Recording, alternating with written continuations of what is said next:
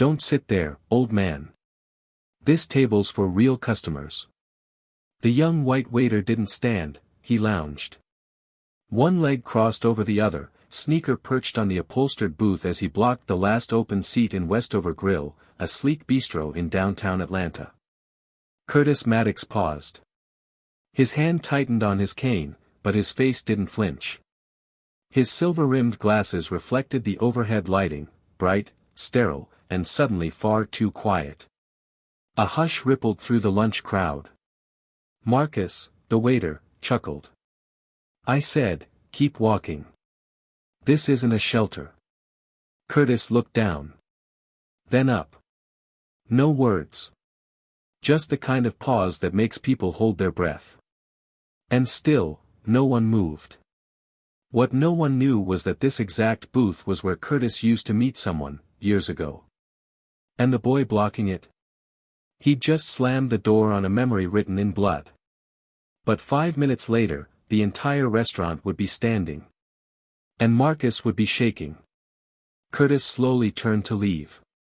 Not because he was scared, but because he knew how fast silence can teach.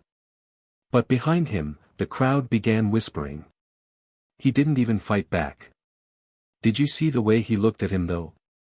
Outside, Curtis took a seat on the low stone ledge near the fountain. He didn't check his phone. He didn't sigh. He just sat, with posture too straight for defeat. Inside, Marcus bragged at the counter.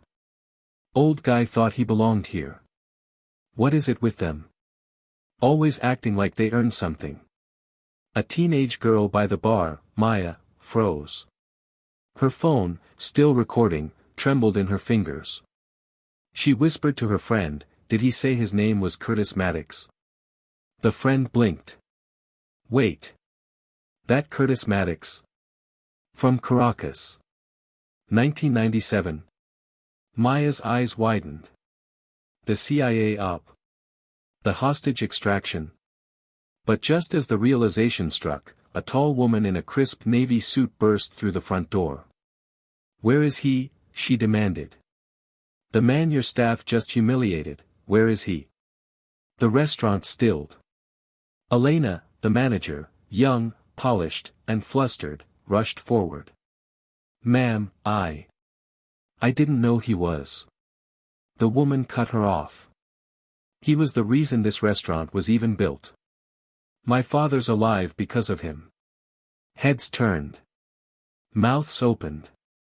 Silence crashed like glass. Marcus stuttered. Wait, what? That guy? He's just some. But he couldn't finish. Because Curtis had just stepped back inside. Not rushed.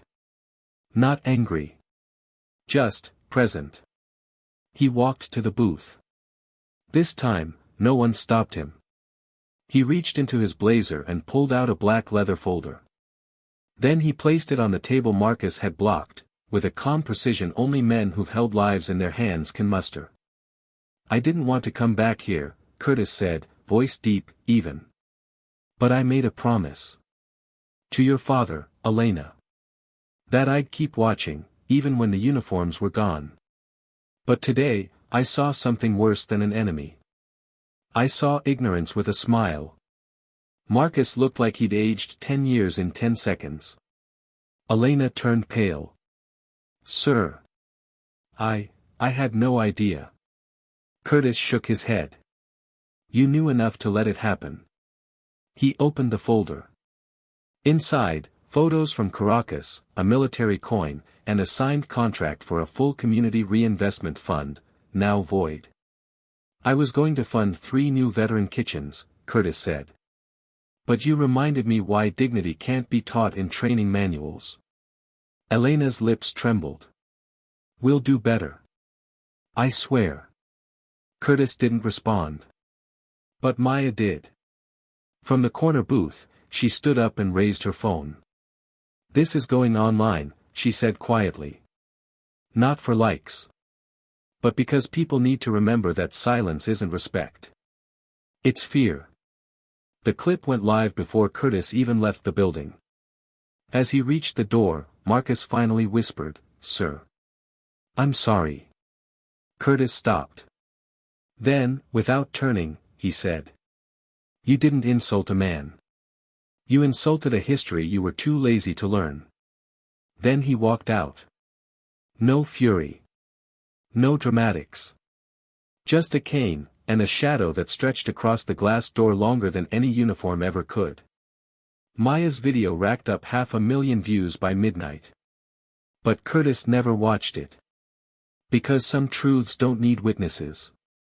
Just someone willing to stand, then walk away. Some battles aren't fought with fists, they're won with presence. Curtis Maddox didn't need to raise his voice. He reminded us that true authority isn't about being seen, it's about being remembered. If this story moved you, share your own moment of quiet resistance in the comments, and subscribe to hear more.